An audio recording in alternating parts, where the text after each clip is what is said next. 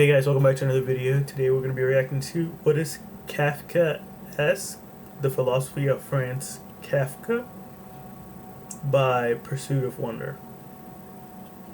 Yeah, this was recommended to me and I just wanted to watch it. Let's see. Franz Kafka is regarded as one of the greatest literary figures in recent history. He is known for his uniquely dark, disorienting, and surreal writing style. A style and quality so particular to him that anything that resembles it has come to be known and referred to as Kafkaesque. To understand his writing and the qualities of Kafkaesque, it is helpful to understand his early life. Kafka was born in Prague in 1883 to a man named Hermann and a woman named Julie. His father was a highly successful, well-to-do businessman who, through sheer force of will and a brash, aggressive personality, managed to rise from the working class, build a successful business, marry a well-educated woman, and become a member of higher middle society. As parents tend to do, Hermann hoped for a child that would measure up to his ideal stature of a person. Franz Kafka was not that. Franz was born a small, anxious, and sickly boy, and he mostly remained that way. As a result, through no fault of his own, Franz would become a great source of disappointment for his father and a sort of psychological punching bag for him as he attempted to mold. That is so sad. When parents are like that, it's so sad. I can't believe people can do that. Like, it's your kid. I don't know. Can't believe you'd want to hurt him. Franz into who he wished he was, but could never be. Throughout his adolescence, Franz developed an urge to write as a means of dealing with his increasing sense of anxiety, guilt, and self-hatred. Of course, his father did not allow him to pursue writing and ultimately defined the borders around Kafka's life, forcing him to pursue law as a profession. During his time studying law in college, Kafka continued writing and met one of his only real friends, Max Brod, another writer who would eventually convince Kafka to publish his first 3 collections of work. These pieces sold very poorly, however, and essentially went unnoticed. After college, Kafka would go on to work in a law office and then for an insurance company. Here, Kafka would become subject to long hours, unpaid overtime, massive amounts of paperwork, and absurd, complex bureaucratic systems. Kafka was understandably miserable. While working at the insurance company, Kafka continued writing on the side, producing some of his most notable pieces, including The Trial, The Castle, and America.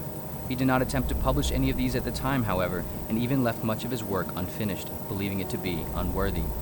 Kafka continued working at the insurance company for the majority of his remaining short life, while continuing to write around his work. It seems like he was really successful. Like his writing's really successful, so it's really interesting to see he didn't even know that. He thought it was unworthy. Schedule. Insurance company for the majority of his remaining short life, while continuing to write around his work schedule. In 1924, he died of tuberculosis at age 41.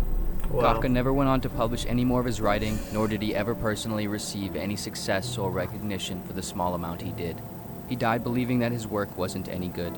On his deathbed, he even instructed Max Brod to burn all of his unpublished manuscripts following his death. Obviously, Brod did not follow Kafka's instructions, because here we are, 100 years later, talking about him. After Kafka died, Brod spent the he never knew how it impacted other people. Following year or so working to organize and publish his notes and manuscripts. Over the decade following, Kafka would become one of the most prominent literary and philosophical figures of the 20th century. In other words, one of the greatest writers and thinkers of the century lived his life with his work buried in some drawer, aware, unaware, or indifferent to the fact that he was sitting on some of the most significant works in recent history. He lived his life in the eyes of his father, an inadequate disappointment. And yet, in the eyes of history, he is an immensely important individual. One can only wonder how many individuals like Kafka have and continue to walk this earth, completely disconnected or restricted from ever seeing who they really are or could be. How many Kafkas have lived and died without ever sharing their voice with the world, whose voice would have changed it forever? How many people never know who they'll be after they're gone? Fortunately for everyone other than Kafka, his work was saved and an entirely new genre of thinking and writing developed in his name. Kafkaesque. Generally, the term Kafkaesque tends to refer to the bureaucratic nature of capitalistic, judiciary, and government systems, the sort of complex, unclear processes in which no one individual ever really has a comprehensive grasp on what is going on, and the system doesn't really care. But the quality of Kafkaesque also seems to extend much further than this. It is not necessarily like exemplified. A hive, like no one really knows exactly everything that's going on. It doesn't matter. The quality of Kafkaesque also seems to extend much further than this. It is not necessarily exemplified merely by what these systems are, but rather the reaction of the individual subjected to them and what it might represent. In one of his most famous novels, The Trial, the protagonist Joseph K. is suddenly arrested at his home one morning. The officers do not inform K of why he's being arrested, though, and he's then forced through a long, absurd trial in which nothing is ever really explained or makes much sense. The trial is riddled with corruption and disorderliness, and by the end of the novel, after having meandered the entire thing, K is never told why he was arrested, and yet he remains guilty of his final conviction. In another one of his more popular stories, Metamorphosis, the protagonist Gregor Samsa awakes into having suddenly been turned into an insect with no clear explanation. I've heard of this one. I've heard of this one, yeah. The first and recurring issues Gregor faces throughout the novel are the problems of getting to work, dealing with his boss, and providing financially for his inconsiderately needy family. Gregor, of course, cannot do this. He is a bug. And so, he experiences increased dread trying to deal with his situation while becoming a useless nuisance to his family. In both stories, the protagonists are faced with sudden, absurd circumstances. There are no explanations. I've heard of that bug one before, and it was really interesting. In the end, there is no real chance of overcoming them. They are outmatched by the arbitrary, senseless obstacles they face, in part because they can't understand or control any of what is happening. The crux of Kafka's style and work seems to be carried by this confrontation with the absurd, a conflict in which a character's efforts, reasoning, and sense of the world are met with inescapable parameters of senselessness, wherein success is both impossible and, in the end, ultimately pointless. And yet, they try anyway. It's fair to argue that one interpretation is that these circumstances are emblematic of Kafka's take on the human condition. Specifically, the unyielding desire for answers and conquest over the existential problems of anxiety, guilt, absurdity, and suffering, paired with an inability to ever really understand or control the source of the problems and effectively overcome them. But the kicker and perhaps most important part is, even in the face of absurd, despairing circumstances, Kafka's characters don't give up. At least initially, they continue on and fight against their situations, trying to reason, understand, or work their way. I'm pretty sure, I don't know about the other one, but the bug, I'm pretty sure it doesn't have a happy ending. So it's like a struggle. It's not like they're fighting back. It's more just like a struggle. Way out of the senselessness. You know? But in the end, it is ultimately to no avail. Yeah, it is Perhaps futile. in this, Kafka is suggesting that the struggle to find solace in understanding is both inescapable and impossible. As conscious, rational beings, we fight against the absurdity, trying to resolve the discrepancy between us and the universe. But ironically, we only serve to self-perpetuate the very struggle we are trying to resolve by trying to resolve the unresolvable. And in this sense, on some level, we almost want the struggle. Yeah. Of course, this is just one interpretation. Ultimately, because of its vague, surreal, and inexplicable quality, Kafka's work lends itself to nearly as many interpretations as readers. Perhaps the idea is that we should accept their absurd condition and not take it so seriously. Perhaps the idea is that we should and must struggle against it. Or perhaps the idea is that we can't know what the idea is. In truth, only Kafka will ever have known exactly what his work meant, and it's fair to speculate that in some sense, perhaps not even him. What is undeniable, though, is that Kafka's work has left a lasting impact. This, I'm sorry if it offends anyone, but it kind of reminds me of the Bible, how it's like interpreted so differently.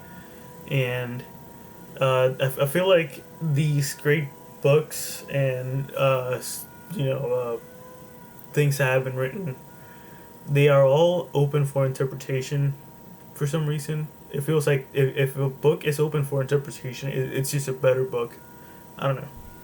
Just a weird thought. Impact on literature, philosophy, and humanity at large. It has helped readers around the world feel less alone in their own hunches. It's because you can relate to it. You can relate to it more, you know? You can find some way to relate to it.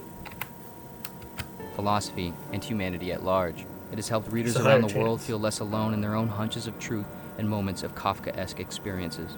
Kafka's own story is not necessarily unusual. His father, although cruel, his life, although sad, neither were nor are all that uncommon. To be born into a faulty family, bad place in the world, or a weak body or brain. To live and die having never recognized one's full potential. To have been stuck in a bureaucratic cog of a business organization or government system. To have felt the guilt and anxiety of existence for no clear reason. We have all, at least at times, experienced the Kafkaesque. Kafka's work is not considered great because it describes something profoundly unique, but because it describes something mundanely common in a profound way. An encapsulation of an often indescribable experience, a part of life that touches us all. When referring to Kafka, writer Anne Rice once said that his work helped her realize the following approach in her own work. Don't bend, don't water it down, don't try to make it logical, don't edit your own soul according to the fashion. Rather, follow your most intense obsessions mercilessly. Kafka's work sought not to alleviate the soul through remedies of false hope or delusion, but rather through the direct confrontation with the darker aspects of self. By distorting reality to map more accurately onto his own sense of human experience, he revealed a certain remedy of unhindered self-examination and carved out a place in the world for others to do the same. I think we ought to read only the kind of books that wound or stab us.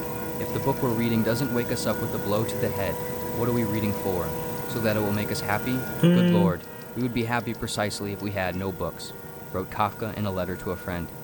It's like, although you might not have shared this awfully pessimistic. I don't know. It's like a really pessimistic worldview, I guess.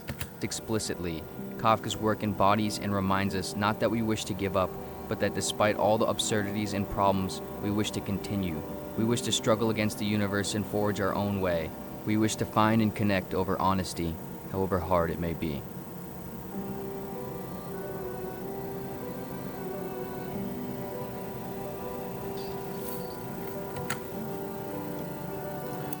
That was a great video. Thank y'all for watching. Make sure to go check out Pursuit of Wonder. And see you next time. Bye.